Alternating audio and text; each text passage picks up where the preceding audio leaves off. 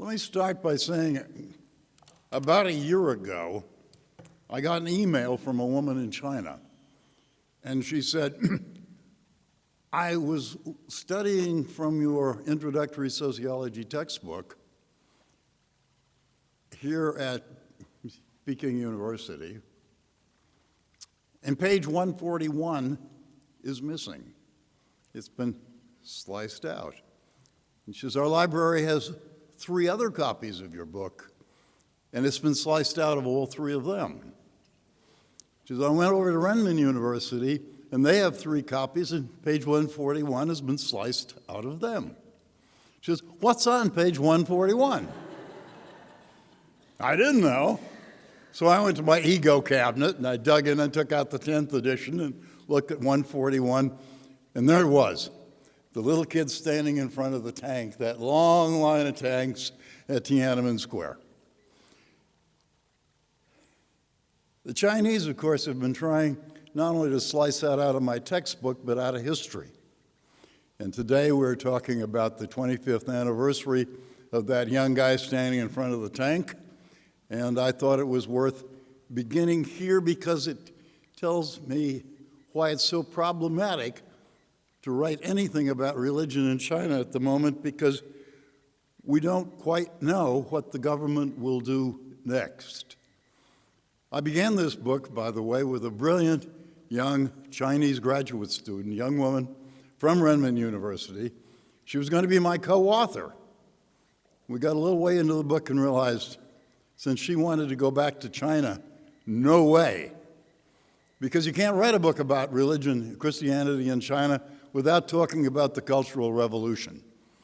And they're still not quite sure that they talk about the Cultural Revolution.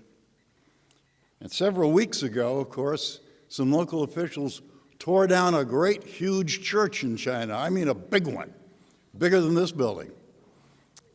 Had 7,000 or 8,000 members. Had them all standing out there trying to defend the church, tore it down anyway. And what we don't know, of course, is whether this was a local event, a couple of local nuts run loose, or whether the government was taking this little tap to see how much difficulty they were going to have in trying to suppress the underground church. Anyway, let me quickly tell you some of the things that I've been doing with China, why I would presume to do such a book. The starting place is the fact is how many Christians are there in China? That's pretty basic. Some people say 16 million, some people say 300 million. There's a lot of nonsense around. And fortunately, I had access to a national survey of China done in the year 2007. It was done by Horizon Incorporated, which is their best survey firm. By the way, they won't let foreign survey firms, they let them do surveys in China. Gallup does them all the time, but they won't let them ask about religion or politics. But the locals can ask about it. So Horizon did. They asked, what's your religious affiliation? And some other questions. And with a Templeton grant, I managed to buy the survey from them. And it showed that there were 2.5% of the population was Protestant, and 0.2% were Catholic, giving you 2.7%, or about 30 million people. Now, this is obviously absurdly low. There's still some risk for being a Christian in China, and there are a whole lot of people who are in no mood to tell a survey interviewer who they don't know whether or not they're a Christian. I also had reason to suspect that only the very overt Christians had admitted it, since another question revealed that almost everybody who said they were a Christian had a cross or a picture of Jesus hanging on the wall of their living room, which is where they were interviewed. So, what to do? Well, I'm an honorary professor of sociology at Peking University, and you can pluck some of those strings sometimes. And I got a couple of young people there to do a little follow-up study. What we did is they got membership lists from some of the underground churches, and they pulled random samples from those lists. And then they sent the Horizon interviewers out there. The interviewers didn't know anything about what was going on. It was just another survey interview. And we found that 68% of these known Christians refused to be interviewed. That was compared with 38% of the general population. Of those who agreed to be interviewed, 9% denied that they were Christians. Well, we knew they were. That's how we got their name. So there we were, and we did a little correction based on this. It comes up with 4.5%, or about 50 million Christians. But then there's the fact that 5.1% on the original survey said they believed in Jesus. The Chinese, by the way, have very weird notions about what it means to be religious. Almost everybody will tell you they're not religious and then tell you that they were in the temple last week praying. That's true. And what it means is, in China, if you are not officially a member of some very organized body, you have no religion.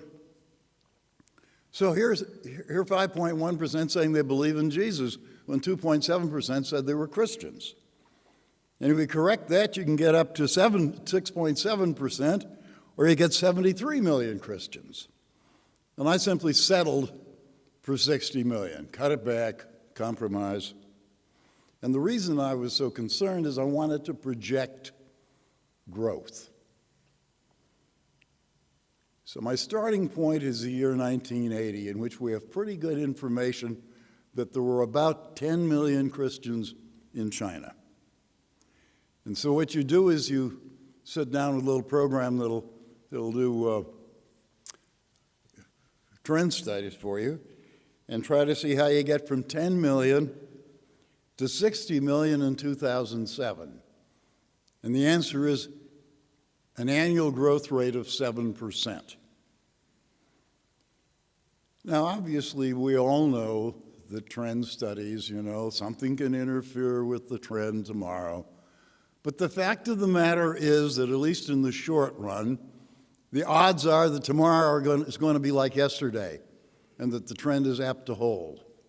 And if you do that, if you project this trend, then you have 100 million Christians today, 150 million in 2020, 300 million in 2030, and 600 million in 2040.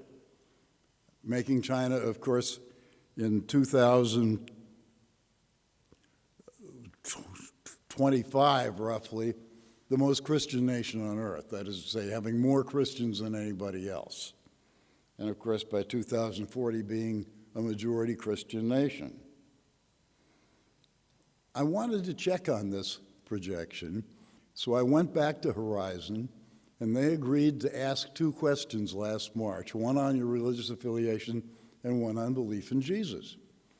And 2 weeks ago, I got the results, and they were absurd. Every once in a while, surveys go bum.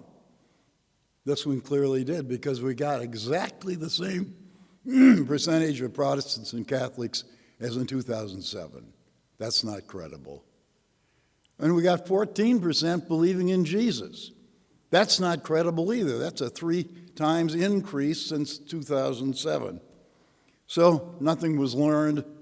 I have no idea what's really going on. But let me tell you a couple of things that I do know about Christianity in China that might be of interest.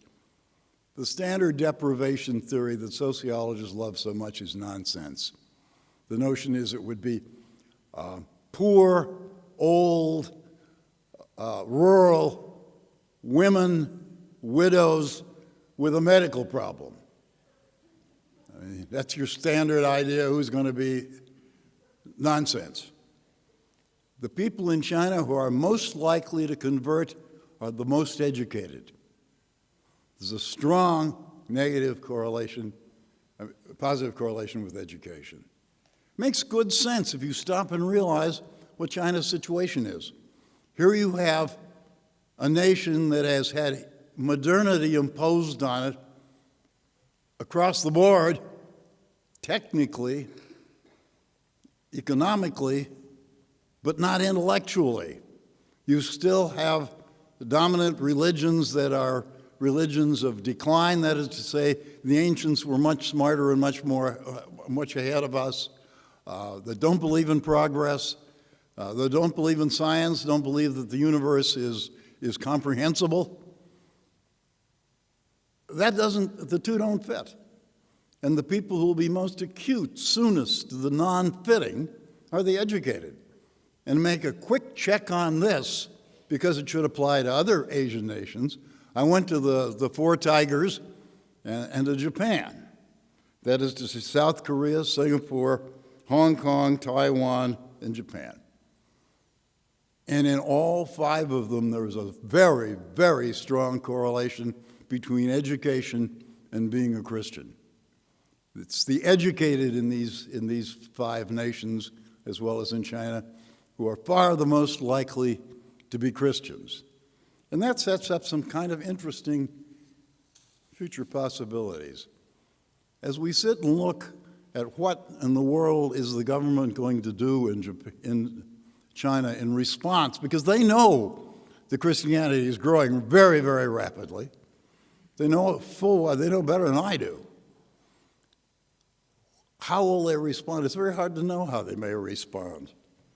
But one of the things that I think is very important is that the Chinese Communist Party is converting to Christianity in this sense, that party members who are by law prohibited from having any religion. You've got party members all over the place, particularly out in the rural areas, openly being Christians. I have a survey from a set of villages, and in there, again, one of the things that people were asked to do was report if there was a cross or a picture of Jesus hanging on the wall, and you've got something like 20% of the communist leaders in these villages with a picture of Jesus or a cross on the wall. And the kids at places like Peking University and Remnant and whatnot, where conversion rates are running fairly high, a lot of these are the sons and daughters of the party. Well, you know, if we're going to crack down on these people, we're talking about cracking down on our kids. Anyway, I have no idea where this is going to lead, but it's an interesting wild card in the deck that suggests that sitting here trying to project what the Chinese government is going to do in response to Christianity is very difficult to make any kind of sensible prediction at all. I'm inclined to think that there are going to be 200-300 million Christians in China very, very quickly, because the data show that it's the network phenomenon that, of course, I've been talking about for 40 years or more. The Christians, when you ask them, where'd you learn about it? It was always from a friend or a neighbor. The Christians have all got Christian friends and neighbors. The non-Christians don't. Villages out in the hinterland are either non-Christian or almost all Christian, because once you get into those networks, it just goes right through the village. It's an interesting time and an interesting phenomenon. And of course, in this context, Christianity is the newest of religions. And so it was appropriate to talk to you for a few minutes about it. And the fact of the matter is we're running late, and I'm going to stop. Thank you.